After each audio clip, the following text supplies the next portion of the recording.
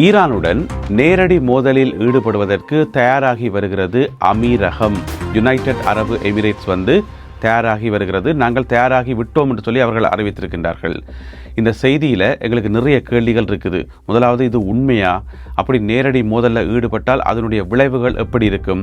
சும்மாவே யுனைடெட் அரபு எமிரேட்ஸை இலக்கு வைத்து ஈரான் நிறைய தாக்குதல்கள் நடத்தி இருக்குது. பிறகு போரில் நேரடியாக ஈடுபட்டால் இன்னும் அடி பயங்கரமாக இருக்கும். எனவே இதனுடைய விளைவுகள் நினைச்சே பார்க்க முடியாத அளவு சேதங்கள் ஏற்படும்.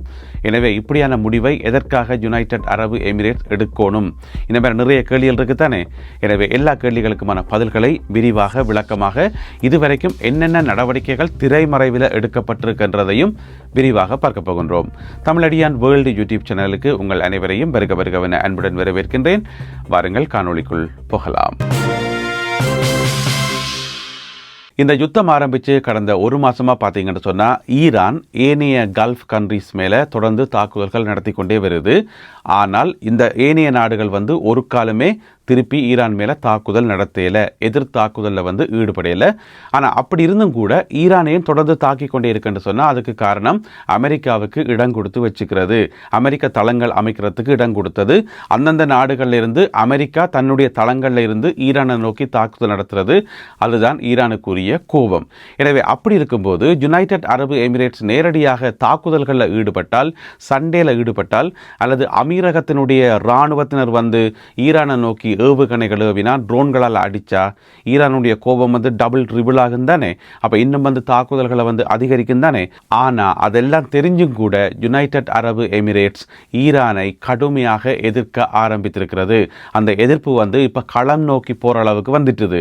என்ன நடந்திருக்குன்னு சொல்கிறேன். முதலாவது அமெரிக்காவை இப்போ புஷ் பண்ணி கொண்டிருக்காம் யுனைடெட் அரபு எமிரேட்ஸ். நீங்கள் இந்த சண்டையிலிருந்து ஒதுங்கி போகக்கூடாது.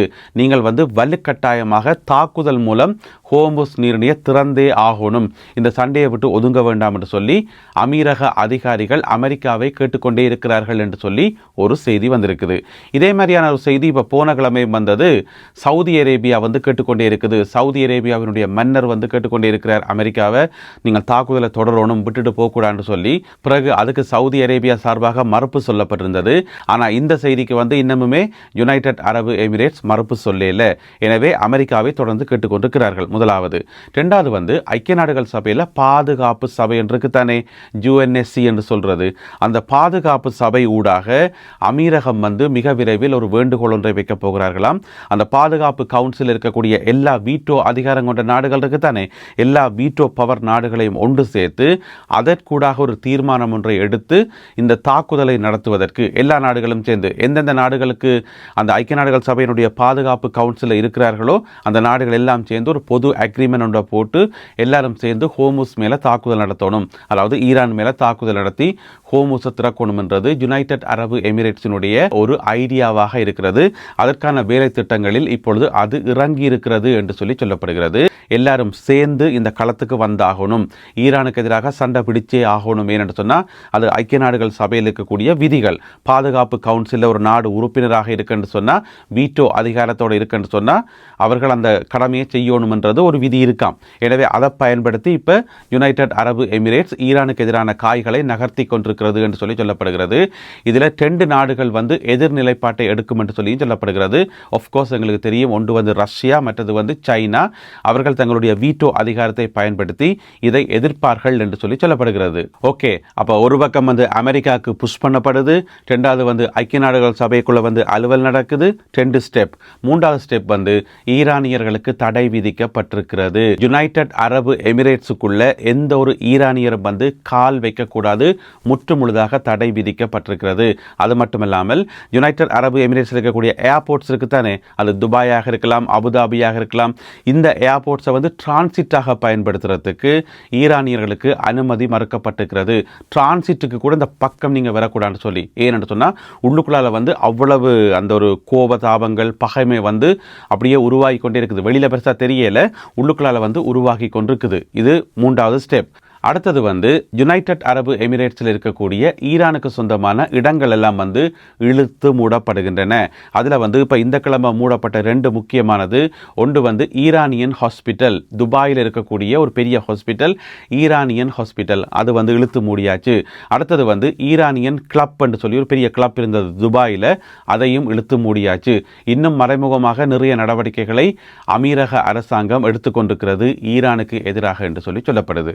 இப்போ எங்களுக்கு ஒரு கேள்வி ஒன்று வரலாம். மத்திய கிழக்கில் வந்து நிறைய நாடுகள் இருக்குது. பினாம்பரிய நாடு சவுதி அரேபியா, அங்கால கட்டார் இருக்குது, குவைத் இருக்குது, ஓமான் இருக்குது, ஈராக் இருக்குது, இப்படி நிறைய நாடுகள் இருக்குது தானே. இவ்வளவு நாடுகளும் இருக்கும்போது அமீரகத்துக்கு மட்டும் என்ன வந்தது?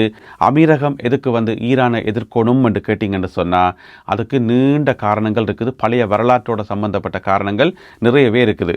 முதலாவது பார்த்தீங்கன்னு சொன்னால் ஹோர்முஸ் நீரிணை எடுத்து பார்த்தீங்கன்னு சொன்னால் அதுக்கு பக்கத்தில் ஹோர்முஸ் நீரிணையோட ஒட்டி கொண்டிருக்கிற நாடே வந்து அமீரகம் தான். அங்கால ஆஃப்கோர்ஸ் ஓமான் இருக்குது. ஆனால் எங்களுக்கு தான் தெரியுமே, ஓமான் வந்து எந்த விதமான சோழி சுரட்டைக்கும் போகையில், எந்த விதமான பிரச்சனைக்கும் போகையில் நடுநிலைமையோடு இருக்குது. இப்போ ஓமான் மேலே ஏதாவது தாக்குதல் நடக்குதா? இல்லையே. ஓமான் மேலே ஈரான் வந்து ஏவுகணை விடுதா அல்லது ட்ரோன் விடுதா? இல்லையே, ஒன்றுமே இல்லை. ஓமான் வந்து நடுநிலைமையாக இருக்குது. அதுக்கு முக்கியமான காரணம் ஓமானில் வந்து அமெரிக்க படைத்தளங்கள் கிடையாது. எந்த ஒரு அமெரிக்க படைத்தளத்துக்கும் ஓமானில் இடம் கிடையாது. ஐயா ராசா, நீங்கள் உங்களோட பாட்டில் போங்க, ஈரான் நீங்கள் உங்களோட பாட்டில் இருங்க, எங்களை விட்டுருங்க என்று சொல்லி நடுவில் இருக்குது ஓமான். ஓமான் எடுத்த அந்த நடுநிலைமை கொள்கையை வந்து ஏனைய நாடுகள் எடுத்திருந்தா ஒரு பிரச்சனையுமே இல்லை. அமெரிக்க படைத்தளங்களுக்கு இடம் கொடுக்காமல் தங்கட பாட்டில் பேசாமல் இருந்தால் நாங்கள் நடுநிலைமை என்று இருந்திருந்தா ஒரு பிரச்சனையுமே இல்லை. அதுக்கு பல காரணங்கள் எல்லாம் இருக்குது. நாங்கள் இந்த காணொலியில் அதை பற்றி பார்க்க வேண்டாம். இருந்தாலும் அதை தவிர்த்திருக்கலாம், அமெரிக்க படைத்தளங்களை வந்து தவிர்த்திருக்கலாம் என்றதான் ஈரானுடைய கருத்தாக இருக்கிறது. எப்படி ஓமான் இருக்குதோ அதே மாதிரி நீங்களும் இருங்கப்பா என்றதான் ஈரானுடைய கருத்தாக இருக்குது. எனவே ஓமானை விடுங்க. ஓமானுக்கு பக்கத்திலே பார்த்தீங்கன்னு சொன்னால் யுனைடெட் அரபு எமிரேட்ஸினுடைய அந்த கடைசி நகரம் எல்லாம் அங்கே வரைக்கும் இருக்குது. ஹோர்முஸ் நீரிணைக்கு பக்கத்தில் இருக்குது. எனவே 2 நாடுகள், எதிரி நாடுகள் பக்கத்தில் இருக்கக்குள்ள, முரண்பாடுகளை கொண்ட நாடுகள் பக்கத்தில் இருக்கக்குள்ள கட்டாயம் பிரச்சனை வரும் தானே. எனவே வரலாற்று ரீதியாகவே கணக்க முரண்பாடுகள் இருக்குது. ஆனால் இவ்வளோ காலம் வந்து அந்த முரண்பாடுகள் எல்லாத்தையும் வந்து தூக்கி ஓரமாக வச்சு போட்டு ஈரானும் அமீரகமும் வந்து வர்த்தக கூட்டாளிகளாக இருந்தது. 2 தரப்புமே வந்து மாறி நிறைய வர்த்தகத்தில் வந்து ஈடுபட்டது. நல்லா தான் இருந்தது. பிப்ரவரி மாதம் 28ஆம் தேதி வரைக்கும் சண்டை ஆரம்பித்த அப்புறம் தான் இந்த எல்லாமே வந்து இப்போ வெளியில் வருது. என்ன பிரச்சனை சொன்னால் ஹோர்முஸ் நீரிணை பகுதி இருக்குது தானே, அதில் வந்து நாங்கள் ஏற்கனவே நிறைய காணொலிகளில் பார்த்துருக்கிறோம். அந்த பகுதியில் குட்டியாக நிறைய தீவுகள் இருக்குது. நிறைய தீவுகள். அந்த தீவுகளில் வந்து மிக முக்கியமான 3 தீவுகள், அந்த 3 தீவுகள் வந்து யுனைடெட் அரபு எமிரேட்ஸுக்கு சொந்தமானவை. எங்கட தீவுகள் தான், ஆனால் ஈரான் எடுத்து வச்சிருக்கு என்றதான் அமீரகத்தினுடைய மிக முக்கியமான குற்றச்சாட்டு. அந்த 3 தீவுகளில் முக்கியமான தீவு அபு மூசா. அந்த அபு மூசா தீவை வந்து 1971ஆம் ஆண்டிலிருந்து ஈரான் தன்னுடைய கட்டுப்பாட்டுக்கெல்லாம் வச்சிருக்குது. அது வந்து அமீரகத்துக்கு விருப்பம் இல்லை, அப்பையிலிருந்தே விருப்பம் இல்லை. இனி என்ன செய்யறது, வேற வழி இல்லாமல் நாங்கள் உங்கள்ட்ட தந்துட்டோம் என்று சொல்லி பொறுத்து கொண்டிருக்கிறார்களே தவிர அது விருப்பம் இல்லை. இந்த தீவாலேயே வந்து 2 நாடுகளுக்கு இடையில முரண்பாடு. இந்த ஒரு தீவு மட்டுமில்லாமல் இன்னும் 2 தீவுகள். அந்த தீவுகளோட பேர் என்ன சொன்னால், ஒன்று வந்து கிரேட்டர் டர்ன்ப் என்று சொல்லப்படுற ஒரு தீவு, மற்றது வந்து லெசர் டர்ன்ப் என்று சொல்லப்படுற இன்னும் ஒரு தீவு. இந்த 3 தீவுகளும் வந்து அமீரகம் உரிமை கோருது. ஆனால் ஈரானுடைய கட்டுப்பாட்டுக்களை தான் 1971ஆம் ஆண்டில் இருந்து இருக்குது.